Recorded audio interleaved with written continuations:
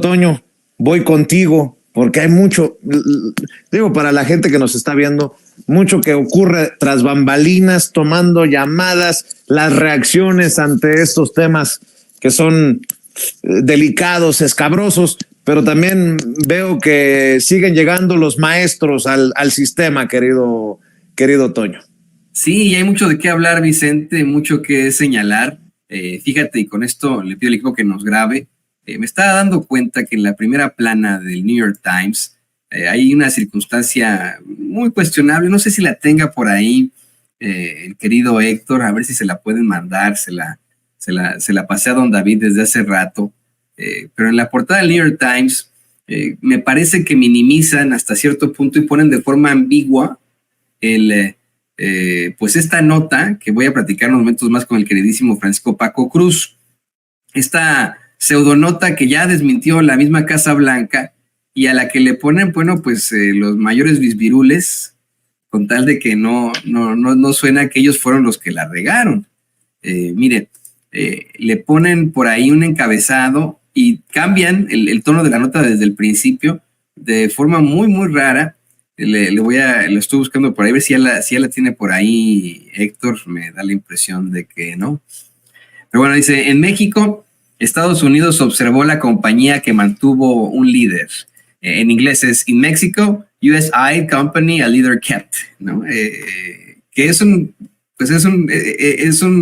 encabezado muy ambiguo, a diferencia de esto que ya se planteaba desde antes y que llevan en sus versiones digitales, de que supuestamente el gobierno de los Estados Unidos habría de alguna otra forma investigado al presidente López Obrador. Insisto, esto ya se desmintió por la misma Casa Blanca, ya se desmintió, así que con esto quiero saludar con muchísimo gusto a mi compañero y amigo Francisco Paco Cruz, el gran periodista y escritor investigador aquí en Sin Censura. Paco, feliz viernes, ¿cómo estás? Bienvenido aquí a Sin Censura. Toño, ¿cómo estás? Bien, muchas gracias. Viernes, tú tienes razón. Como viernes de parranda dicen en mi casa, pero no, Toño, muy bien, muchas gracias. Y mira, si estás hablando de este texto, mira, yo no digo que es ambiguo, es un galimatías, es que no sé si decir es un reportaje, es una noticia de opinión, es un artículo de opinión, es una editorial, no, es un galimatías que es aparte de una campaña golpista. Sí, yo lo llamo el golpismo gota a gota, y ya eso le entraron los reporteros los periodistas de The New York Times. Mira, ciertamente pudo haberse cometido un error en Palacio Nacional no ocultando el teléfono, pero ese error no oculta las mentiras, ni las calumnias, ni los inventos que hacen. Sí, es decir, yo le decía ayer a Vicente, es un texto peor que los que hace Loret de Mola, lo habría hecho mucho mejor. Sí, es un texto mentiroso, tramposo, pero sobre todo es un texto que se inserta en una campaña golpista para tratar de doblegar al presidente Andrés Manuel López Obrador y claramente para favorecer a Xochitl Gálvez Ruiz. No hay en política ninguna casualidad, no lo digo yo. No hay coincidencias, es una campaña que empieza con aquella visita que hizo a Palacio Nacional Jorge Ramos, y a partir de ahí ese es el detonante, fue el aviso para todos los demás, los mamotretos, digo yo, de Tim Golden, de Anabel Hernández, de Inside Crime, y ahora de New York Times, que no tiene, mira, yo les decía ayer, es la carta, que le envían con las preguntas, el cuestionario con las preguntas es mucho más duro, pero es un cuestionario tramposo. Toño, es muy tramposo porque lo que hacen es que obligar prácticamente al presidente a autoinculparse sin tener ellos nada. Tú sabes, cuando hay un juicio en muchos países, incluido México, los abogados son tramposos y te preguntan, diga si es cierto como lo es, que hay por ahí un video en el que usted aparece con los narcos y nada más puedes contestar sí o no, y era ese cuestionario tramposo.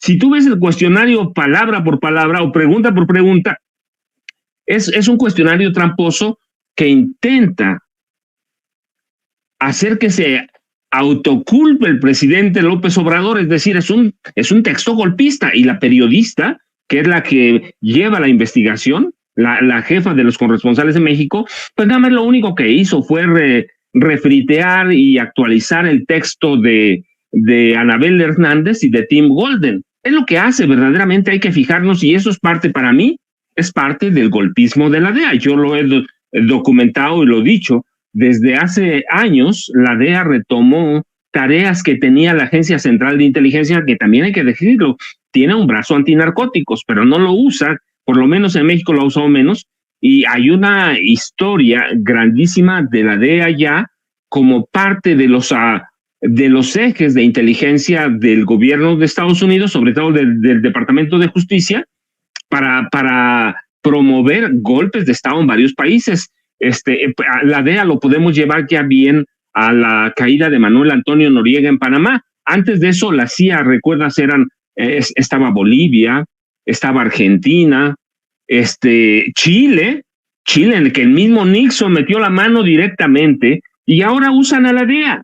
Y esta reportera del New York Times y el reportero se prestaron a eso. Hace mucho el New York Times dejó o perdió ese prestigio que tenía. Mira, yo lo he dicho no solo con el New York Times, lo he documentado con El País. En el gobierno de Peña Nieto, El País recibió más de 1,000 millones de pesos en contratos para otras cosas, y recibió 400 millones de dólares en inversión del Grupo Atlacomulco. Es decir, son periódicos que responden, como los periódicos mexicanos, a intereses oscuros, a intereses empresariales, y hace mucho perdieron. Yo recuerdo, y seguramente tú también, Toño, cuando estabas ahí en la Carlos Septién, que cuando decían, viene un reportaje del New York Times contra un político mexicano, no, hombre, ese político mexicano se escondía bajo de las piedras. Sí. Hoy, el presidente López Obrador.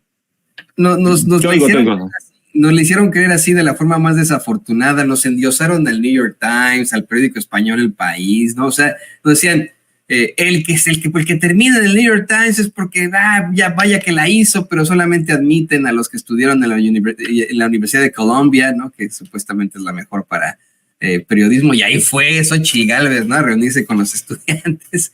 O en El País de España, ahí busquen ustedes estar en El País de España, ¿no? Imagínate, era algo que en todo caso pues resultaba muy, muy cuestionable, pero con lo que la idea que nos vendían de forma muy desafortunada a jóvenes en aquel entonces, y que le siguen dando, siguen planteando que hay ciertas plumas que son muy buenas y la verdad se han convertido en unos verdaderos payasos, en unos charlatanes ellos, ¿no? A pesar de que pues en algún momento tuvieron algún tipo de carrera periodística. Pero ¿sabes